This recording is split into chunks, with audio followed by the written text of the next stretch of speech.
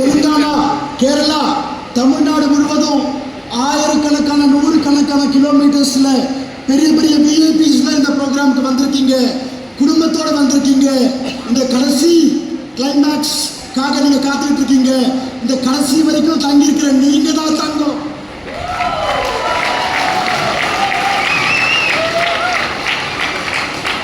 கடைசி வரைக்கும் தங்கி இருக்கிற நீங்க தங்கம்.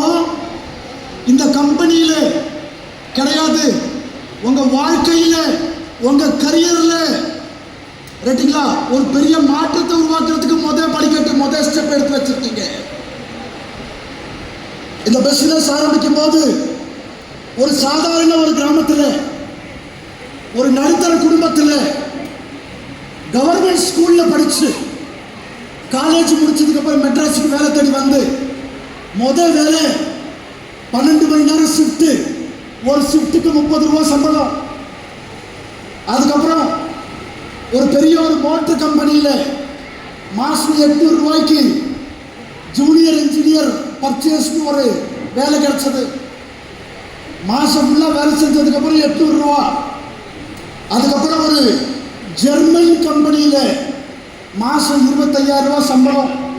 நான் சொல்றது 1997. வருஷம் 2000 பிறக்கும் போது எனக்கு என்ன பிரச்சனை? நான் ஏன் இந்த பிசினஸ், இந்த கரியரை வாழ்க்கையில முழுவதுமா ஏத்துக்கிட்டேன்?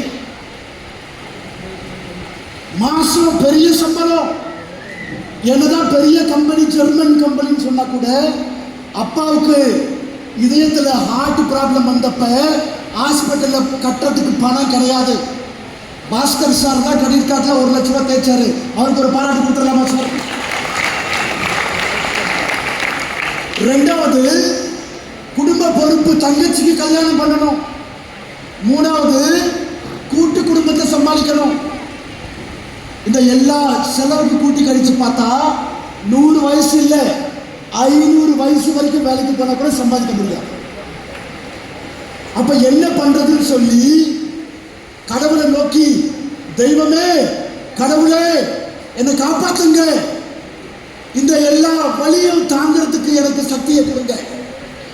கடவுளே பிரார்த்தனை பண்ண 24 மாதத்துல 24 ஹவர்ஸ்ல எனக்கு ஒரு போன் வந்துச்சு. அவர் வேற யாரும் கிடையாது, நம்ம கம்பெனியோட எம்டி சார். அவருக்கு ஒரு பெரிய பாராட்டு கொடுத்துடலாம். தயால், ஒரு அருமையான வியாபார வாய்ப்பு, உன் பிரச்சனை எல்லாமே தீர்க்கக்கூடிய ஒரு வியாபார வாய்ப்பு, உங்க வாழ்க்கையே மாற்றக்கூடிய ஒரு வியாபார வாய்ப்பு.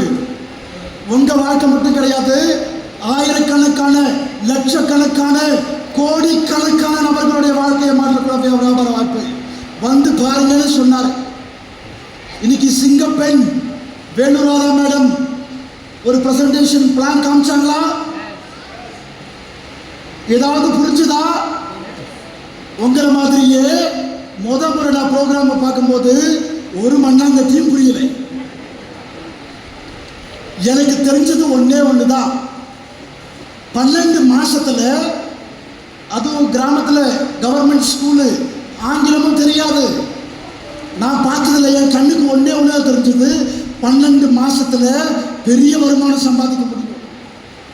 அப்ப யோசிச்சேன், 100 வருஷம் 500 வருஷம் வேலைக்கு போகாலும் சம்பாதிக்க முடியாத ஒரு வருமானத்தை இங்க ஒரே வருஷத்துல சம்பாதிக்க முடியும்னு சொல்றாங்கன்னு சொல்லி, ரைட்டுங்களா, பிரசன்டேஷன் கூட முடியல, மீட்டிங் முடியறதுக்கு முன்னாடியே முதல் ஃபார்ம் கையெழுத்து போட்டு உள்ள டிஸ்ட்ரிபியூட்டர் ஆயிட்டேன்.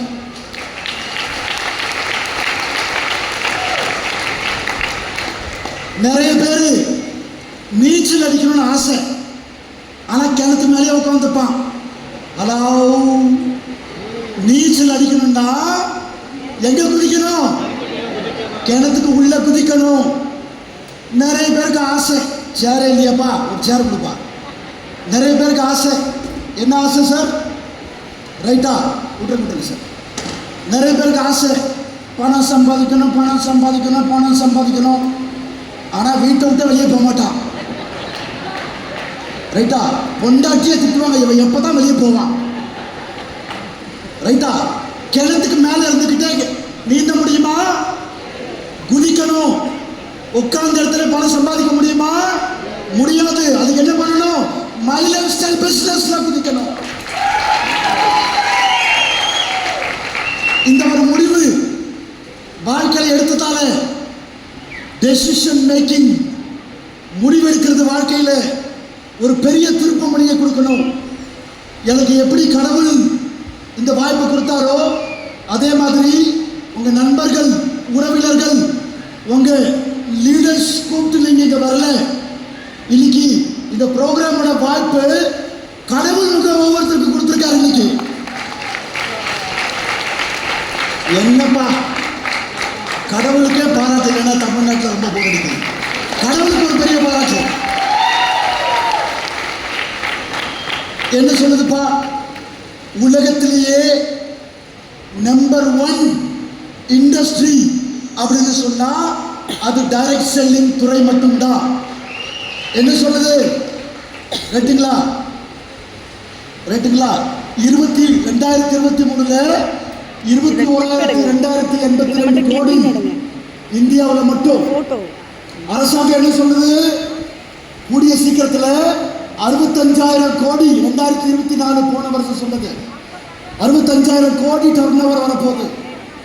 அந்த 65,000 1 கோடியாவது நமக்கு வருமா வராதா? ஹலோ,